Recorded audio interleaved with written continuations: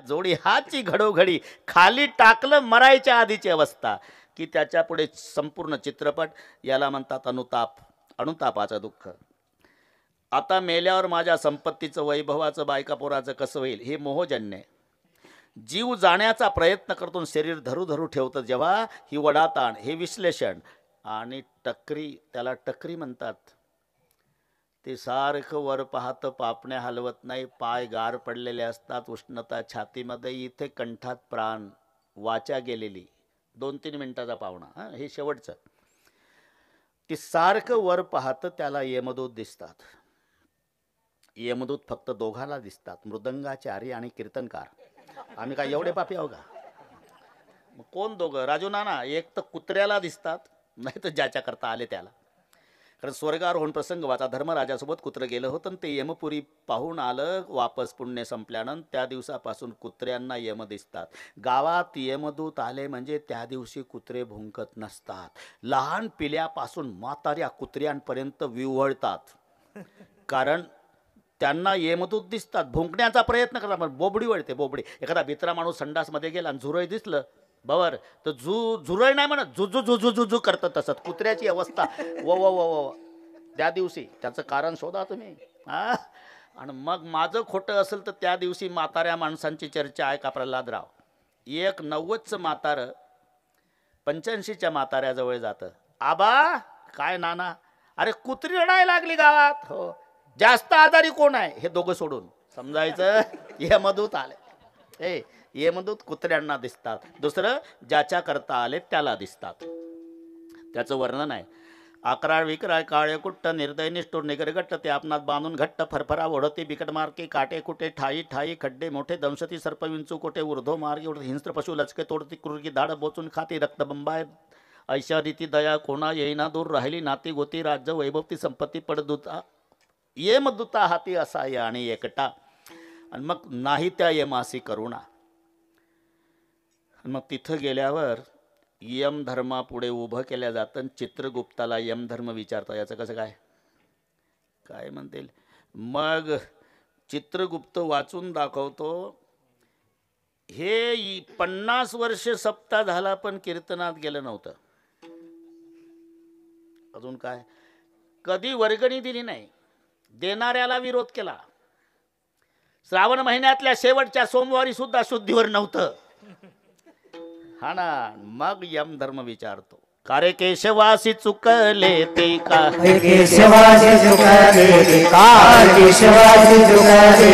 यमधर्म म्हणे तया दोषिया, यमधर्म म्हणे तया दोषिया, यमधर्म पुसे तया दोषिया, यमधर्म पुसे तया दोषिया. कारे केशवासी चुकले, कारे केशवासी चुकले, कारे केशवासी चुकले. यमधर्म पुसे तया दोषियासी, कारे केशवासी चुकलेती चुकलेती. कथा पुराण श्रवण होते तुम्हा, कान डोळेमुख, कान डोळेमुख संताची संगती. आणि मग शिक्षा.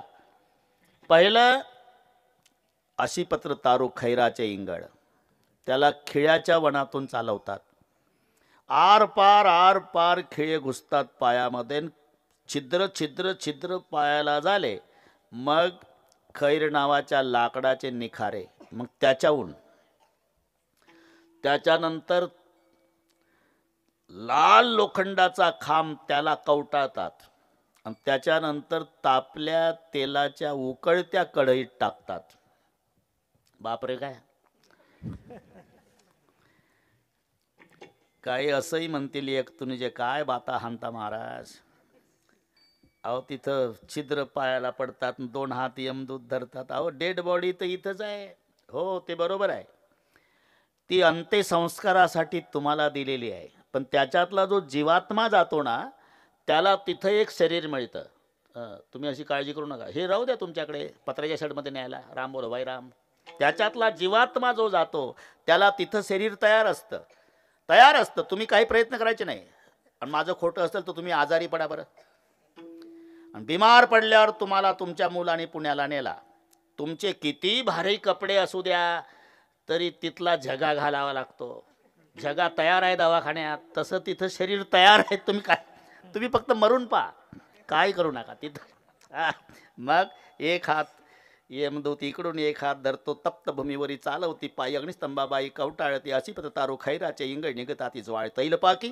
हे सत्शास्त्र श्रवणावरून ज्याला कळून चुकलं की सर्वात मोठं भय यमराजाचं आहे, म्हणजे काळाचं आहे, आणि तो नादबाबांच्या जवळ आला. वेळ कमी असल्यानं चरणावर डोकं ठेवून रडला. बाबा काय सत्शास्त्र श्रवणानं कळालं मला सर्वात मोठं भय काळाचं आहे, आणि त्या काळाच्या भयातून मुक्त होण्याचा उपाय सांगावा म्हणून तुमच्याकडे आलो. नाथ महाराज म्हणतात याच्यासाठी येतात साधक लोक माझ्याकडे, मी त्यांना उपाय सुचवतो, आणि ज्यांनी ज्यांनी माझ्या उपायाचं अवलंबन केलं ना त्याला फायदा सुद्धा झाला. भय कळी काळाचे नाही तयारा, भय कळी काळाचे नाही तयारा, भय कळी काळाचे नाही भय कळी काळाचे. त्याची ज्ञानेश्वरी वाचे बदता साचे, त्याची ज्ञानेश्वरी वाचे बदता साचे, त्याची ज्ञानेश्वरी वाचे त्याची ज्ञानेश्वरी वाचे बदता साचे, त्याची ज्ञानेश्वरी वाचे बदता साचे, त्याची ज्ञानेश्वरी वाचे बदता साचे, वाचे त्याची ज्ञानेश्वरी वाचे बदता साचे. भय कळी काळाचे नाही तया, भय कळी काळाचे नाही तया, नाही तया,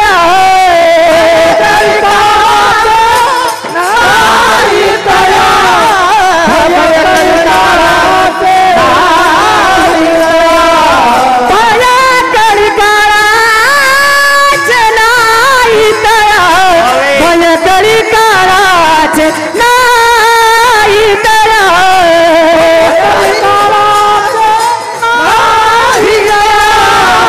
भय कळी काळाचे नाही तया, स्वमुखी आपण सांगतो श्री विष्णू, स्वमुखी आपण सांगतो श्री विष्णू, स्वमुखी आपण सांगतो श्री विष्णू, स्वमुखी आपण सांगतो श्री विष्णू, स्वमुखी आपण सांगतो श्री विष्णू, स्वमुखी आपण सांगतो श्री विष्णू, स्वमुखी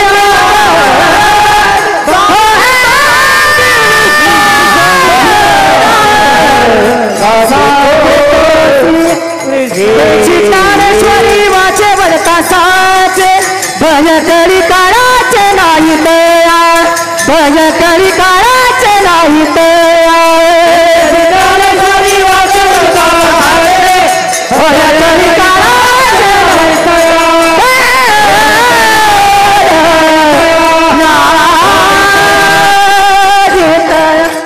भय कळी काळाचे नाही तया. काळाचं भय वाटतं का? मग उपाय आहे ना. काय करावं लागेल महाराज? ज्ञानेश्वरी वाचे वदता साचे. दान सांगितलं ना तुला, मग पटत नाही ना महाराज. का ज्ञानेश्वरी वाचायची म्हणता मग कळी काळाचं भय नाही म्हणता? मी सेवानिवृत्त होऊन 20 वर्षे झाले, आणि दररोज ज्ञानेश्वरी वाचतो तरी भय संपलं नाही. असं अरले का? मग वाचण्यात फरक असला पाहिजे बरं का. हे पहा, साधन प्राप्त होऊन जर साध्यापर्यंत जात नसेल तर दोष साधनामध्ये आहे हे सिद्ध होत असतं. नाहीतर संभाजीनगरच्या स्टँडवर बऱ्याच यष्ट्या, हे घाई गेलं, यष्टीत बसलं, डबल बेल झाली, पार अर्धा तास झाला, यष्टी बदनापूरपर्यंत गेली, मग हे म्हणतं कंडक्टर हा एक पुणे उतर खाली. अहो नगदी पैसे घ्या साहेब. बाकीचे उदाहरण उतार दिलं उतरून त्याला. का पैसे नाही 500ची नोट दाखवतं. जागा नाही 2च्या बाकड्यावर एकटंच बसलं. अरे का जात नाही चुकीच्या गाडीत बसलं.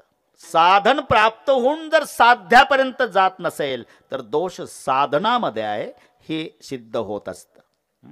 आता ते 6 जण राजू नाना इकडची एकही गोष्ट सांगत नाही 11पर्यंत. सगळ्या गोष्टी तिकडच्या सांगतो. तिकडचं कोणी इकडे ऐकायला नसल्यामुळे 6 जण व्यसनी होते. आणि व्यसनी माणसं व्यसन सोबतच ठेवतात. सूर्य मावळतीला आला 6 जण निघालेले म्हणले आता. आणि नदी वाहत होती म्हणला नदी वाहते रे असं सांगतात की मावळत्या सूर्याच्या तांबड्या किरणामध्ये गंगेचं पाणी बघितलं की त्यांना ओढायची इच्छा होते असं म्हणतात. ले एक दम मारून मग जाऊ पलीकडे. आता 6 जण एवढे घाई कामं करतात राजू नाना. त्यांच्या सप्ताहाच्या काळात पाया पडा तरी कोणी मदत करत नाही. पण त्यांच्यातली पहा एकानं सोडली गाठोडी, दुसरं पळत गेलं पाणी आणलं, तिसऱ्यानं मळून काढला, चौथ्यानं नारळाच्या दोरीची गुंडाळी केली, 5व्यानं गुलाबाच्या फुलाचा रस काढला.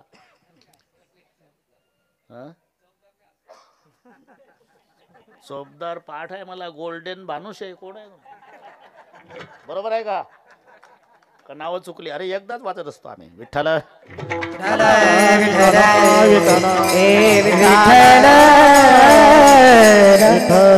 झाले. मग त्यांच्यातली संघटना पहा. भरून झाल्यावर नारळाच्या दोरीची गुंडाळी मग काडीपेटी लावली. एकमेकास हे करू आणि मग अवघे धरू. आणि मग एक 2 दम झाले. ते म्हणतात हुक्का सबका लाडला. बरं काय बंडशास्त्री हे तुमच्या भागवतात नाही. हुक्का सबका लाडला सबका राखे मान भरी सभा में यू फिर जैसा गोपीन में कान. ते म्हणतात जसा पूर्वी रास क्रीडेच्या वेळेला कृष्ण गोपिका फिरत होता तसा गांजा आमच्यात फिरतो. हुक्का सबका लाडला सबका राखे मान भरी सभा में यू फिरे. ज्यानं हात पुढे केला त्याचा मान 2 4 दम झाले. डोळे लाल झाले. सूर्य मावळला. पलीकडे जायचं राजू नाना. आता पलीकडे जायचं आहे आता रे.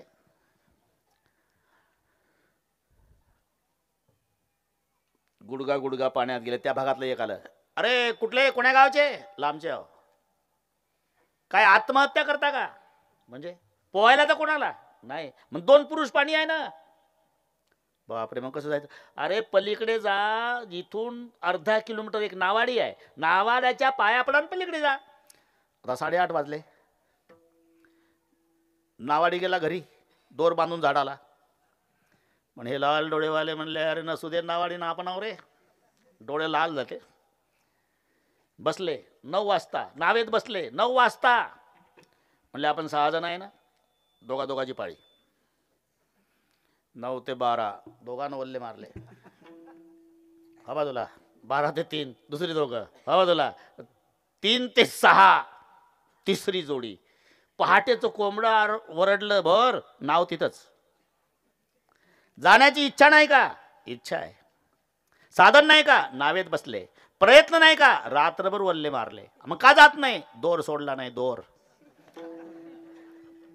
राजू नाना जर दोर सोडला नाही आणि हे वल्ले मारून मेले तरी पलीकडे जाईल का? तसं प्रेमरूपी दोर बांधलाय आम्ही संसाराच्या झाडाला आणि भक्तीचे वल्ले लोकांसाठी चाललेले. म्हणून अंतर तुझ्या पायी म्हणून अंतर तुझी पायी म्हणून अंतर तुझी पायी संसार भक्तिमय संसार भक्तिमय संसार भक्तिमय संसार भक्तिमय म्हणून अंतर तुझे पायी अंतर तुझे पायी म्हणून अंतर तुझे पायी. अंतरी संसार भक्ती बाह्यात्कार म्हणून अंतर तुझे पायी. म्हणजे तुझ्या वाचण्यात दोष असला पाहिजे का? साधन प्राप्त होऊन जर साध्यापर्यंत जात नाही तर दोष साधनामध्ये आहे, तसा तुझ्या वाचण्यात दोष आहे. म्हणजे वाचण्याची काही पद्धत आहे का एकनाथ महाराज? पद्धत नंतर सांगतो मी, त्यासाठी आलो. फक्त तुझी पद्धत आधी सांग. माझी 20 वर्ष झाले रिटायर, मुलगाही नोकरीवर आहे महाराज, सूनही नोकरीवर आहे. ते लहान नातवंड खेळवायचा कार्यक्रम माझ्याकडे असतो.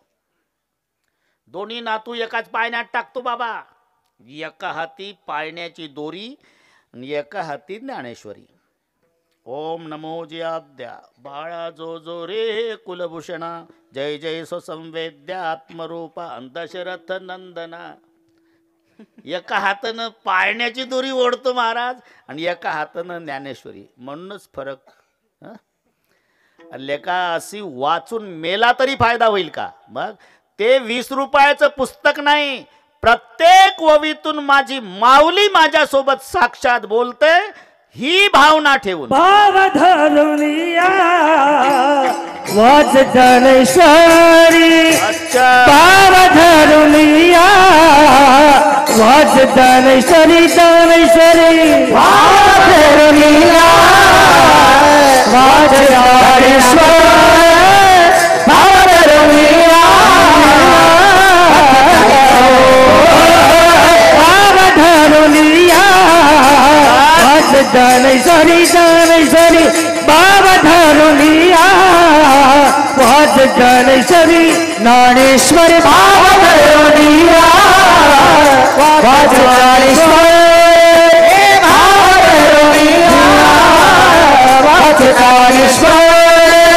रूपागर हरि दयावरी, रूपागर हरि दयावरी, रूपागर हरि दयावरी, रूपागर हरि दयावरी. समुखे आपण सांगतो श्री विष्णू, समुखे आपण सांगतो श्री विष्णू. कृपा करी हरि दयावरी, कृपा करी हरि दयावरी, कृपा करी हरि दयावरी, कृपा करी हरि दयावरी. समुखे आपण सांगतो श्री विष्णू, समुखे आपण सांगतो श्री विष्णू, सांगतो श्री विष्णू. भाव धरुनिया वाची ज्ञानेश्वरी. परमार्थामध्ये महत्व आहे ते भावाला. भाव धरी तरी तारील पाषाण. नाहीतर दगडाचा स्वभाव आहे, तो स्वतः बुडतो आणि त्याचा आश्रय करणाऱ्यालाही बुडवतो. पण श्रद्धा ठेवली ना, भाव धरी तरी. त्याला कोणीतरी सांगितलं की गुरु करावा लागतो जीवनात. मेंढ्या वळणारा गडी, बरं का अशोकराव, मेंढ्या वळणारा गडी होता. त्याला कोणीतरी सांगितलं, बरं का भवर, हे आमच्या सेवेतच होते, 8 दिवस त्यांच्याकडे होतो, त्यामुळे ते काही घाबरत नाही महाराजाला. 8 दिवस पाहायलाच आहे म्हणा महाराज, 8 दिवस पाहिला.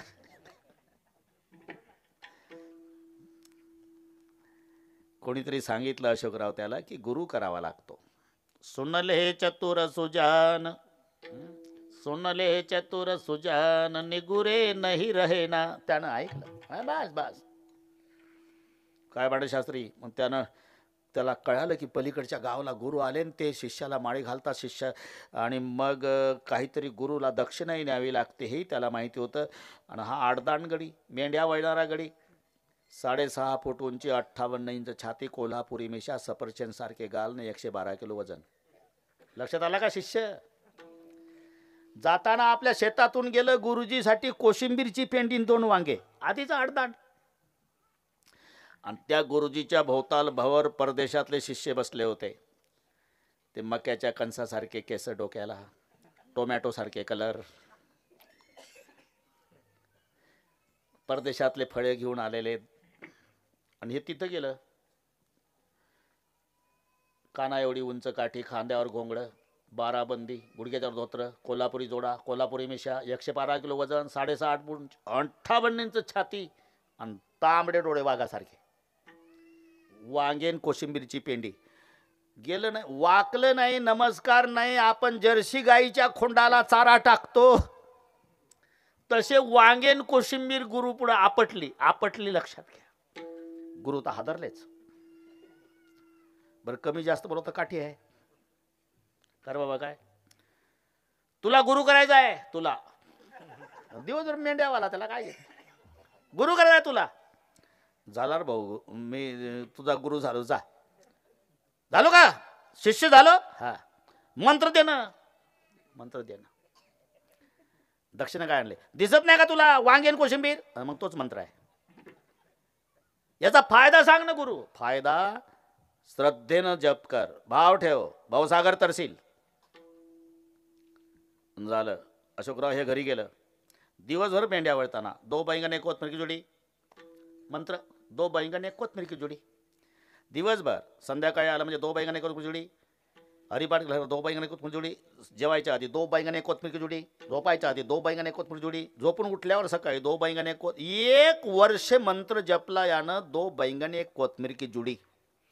आणि दुसऱ्या वर्षी याचे गुरुजी पलीकडच्या गावात आल्याचं कळालं. निघाला. बायको म्हटली कुठे चालला तुम्ही. गुरु आलं तर माझं पलकड. मग तुम्हालाच वाटतं का गुरुचं दर्शन घ्या, आमची नाही इच्छा होत. असं करा, गुरुला आपल्या घरी आणा. मी घर सारवून ठेवते, रांगोळ्या घालून ठेवते, आरती करून ठेवते, गादी टाकून ठेवते. तुमच्या गुरुसाठी सगळे थॉम्सनची द्राक्षी, वसईची केळी, संत्री नागपूरची, आंबे हापूसचे, बिस्किट ग्लुकोजचं काय लागत ते सगळे फक्त गुरु घरी आणा. ठीक आहे म्हणला. आणि केलं तर नदी दुथडी भरून वाहत होती. याला पोहायला येत नाही. मला आता पलीकडे कसं जाऊ, गुरुजी पलीकडे आहे. पण लक्षात आलं गुरुजी म्हणले होते दो बैंगन एक कोथमीर की जुडी, मंत्राचा जप कर, भवसागर तरसील. भवसागर नदी काय अवघड आहे म्हणला, 2000 फुटाची. राजू नाना घोंगडा अंथरलं त्यानं काठाला आणि मांडी घातली, डोळे मिटले, गुरुचं केलं ध्यान. दो बैंगन एक कोथमीर की जुडी, चल घोंगडी पैल थडी. गेलं पलीकडे, पाहता काय माझ्याकडे गेलं. घोंगड्यावर बसून पाण्याहून कापसे सर घोंगडं झटकलं, खांद्यावर टाकलं आणि गुरुकडे आलं. बरोबर गुरुनं ओळखलं गेल्या सालचं वांग्यावालं. दक्षिणा लक्षात राहण्यासारखी होती. अरे तू पलीकडचा गावचा. हो गुरुदेवा. रात्री मुक्कामी होता का. नाही. मग आता घरून आला. अरे पुलाची सोय नाही, नावेची सोय नाही, नदी दुथडी भरून वाहते. पोहून आला म्हणाव तर तुझे कपडे भिजले नाही. चेष्टा करत का गुरु. गेल्या साली काय म्हणला तू. कळलं तुम्हाला. तो मेंढ्यावाला होता बरोबर, तशी त्याच्या भाषेत सांगतो. दो बैंगन कोथमीर खिचडी, भाव ठेवून मंत्र जप म्हणला, भवसागर तरसील. पलीकडे घोंगड्यावर बसलो, तुझं ध्यान केलं, मंत्र जपला, अलीकडे आलो. पाण्याहून. हा घोंगड्यावर बसून पाण्याहून. मग तर कॅमेऱ्याकडे तोंड करतात गुरुजी, तसे पावला त्याच्याकडे. नुसता आलो नाही, मग तुझी तयारी झाली. तुझी तयारी म्हटल्यावर आदरला गुरु. त्याची भाषा समजून घ्या. तयारी म्हणजे घरी सारवून ठेवलं घर, रांगोळ्या घातल्या, बायको वाट पाहती, थॉम्सनची द्राक्षी केस, वसईची केळी, संत्री नागपूरचे, आंबे हापूसचे, लेकरही वाट पाहतात दर्शनाला, तुला घेऊन जायला आलो. गुरु हादरला. अशोकराव याला हो म्हणावं, दडदडीत मरण आहे. नाही म्हणावं, याच्या भावनेला तडा आहे. गुरुने ठरवलं, नाहीतरी मरण आहेस ना, एक दिवस मेलो तरी चालल, पण याच्या भावनेला तडा जाऊ द्यायचा नाही. चल बाबा. घोंगड्यावालं पुढं, गुरु माग, ज्याचे परदेशात शिष्य आहे राजू नाना. सगळे तांबडे शिष्य माग. नदी दुथडी भरून वाहती आहे आणि ते घोंगडा अंथरलं. यानं डबल अंथरलं, तर डबल सीट जायचं आहे. आणि ते पुराचं पाणी बघितलं आणि गुरुनी तांबड्या शिष्यांना नमस्कार केला. तांबडे इंग्रजीतून एकमेकाला म्हणू लागले, आता पुन्हा दर्शन नाही, शेवट. आणि गुरुनंही सांगितलं बरं का, कापसे सर, आम्ही जातो आमच्या गावा, नदी वाहते, आमचा राम राम घ्यावा, आता नाही येणे जाणे, सहज खुंटले बोलणे, आजवर होतो तुमच्या गावी, आता कृपा असू द्यावी. घोंगड्यावर झाला का बोलून, चाले बस. घोंगड्यावाला आला, गुरु बसला माग. ए संतोष, गुरु बसला माग. लट लट लट लट गुरु कापत होता पुराचं पाणी पाहून. घोंगड्यावानला म्हणला, प्रवचन कसा बाता हाणतो, भाऊसागर तरा भाऊसागर तरा लेखा नदीच्या पुराला घाबरतो मेंढ्यावाला. भीती वाटते बाबा. मग माझी कंबर धर, गुरुला सांगतो कंबर धर माझी. त्याने मजबूत धरली कंबर अशी. का? त्यानं ठरवलं मरू तर दोघंही मरू, डेड बॉड्या दोघांच्या येऊ दे फुगून वर पंचनाम्याला. कंबर तरी लटलट. अजून भीती गेली नाही वाटते तुझी? नाही, पाण्याची भीती वाटते. डोळे घे लावून. मेंढ्यावाला म्हणतो गुरुला लावतो म्हणला, आता नाही उघडायचे रे पुन्हा. आणि मंत्र जपला. तो बैंगणे कोथमिरी की जुडी चल घोंगडी पैल थडी. घोंगड्यावर बसून गुरु शिष्य पलीकडे. 1 वर्षापासून निंदा टिंगल टवाळी करणारे परदेशातले तांबडे आता घोंगड्यावाल्याचा जय जयकार करून नाचू लागले नदीच्या काठाला. पण तिकडे यानं घोंगडं झटकलं, खांद्यावर टाकलं, आणि जगात ज्याचे शिष्य आहे त्या गुरुनं मेंढ्यावाल्याला दंडवत घातला. म्हणजे पायाला मिठी मारून गुरु रडला. हे काय करता गुरु? कोण्या नरकाला नेऊन घालता तुम्ही? गुरुजी आहेत माझं.